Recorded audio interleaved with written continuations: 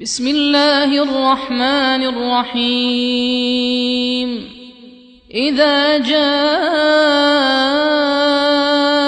المنافقون قالوا نشهد إنك لرسول الله والله يعلم إنك لرسوله والله يشهد إن المنافقين لكاذبون اتخذوا أيمانهم جنة فصدوا عن سبيل الله إنهم ساء ما كانوا يعملون ذلك بأنهم آمنوا ثم كفروا فطبع على قلوبهم فهم لا يفقهون وإذا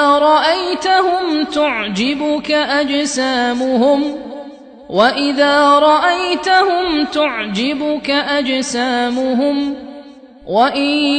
يقولوا تسمع لقولهم كأنهم خشب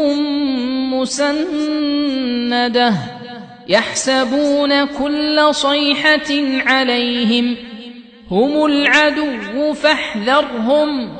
قاتلهم الله أنى يؤفكون وإذا قيل لهم تعالوا يستغفر لكم رسول الله لووا رؤوسهم ورأيتهم يصدون وهم مستكبرون سواء عليهم أستغفرت لهم أم لم تستغفر لهم لن يغفر الله لهم إن الله لا يهدي القوم الفاسقين هم الذين يقولون لا تنفقوا على من عند رسول الله حتى ينفضوا ولله خزائن السماوات والأرض ولكن المنافقين لا يفقهون يقولون لئن رجعنا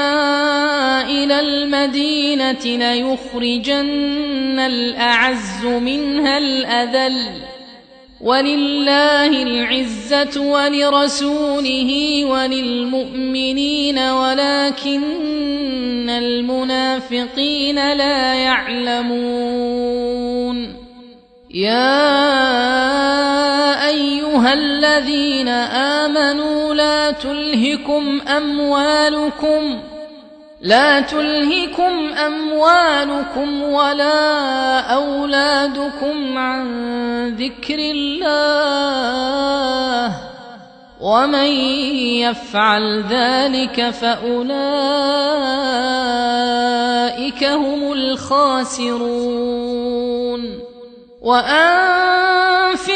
مما رزقناكم من قبل أن يأتي أحدكم الموت فيقول رب لولا أخرتني إلى أجل قريب فأصدق وأكن من الصالحين ولن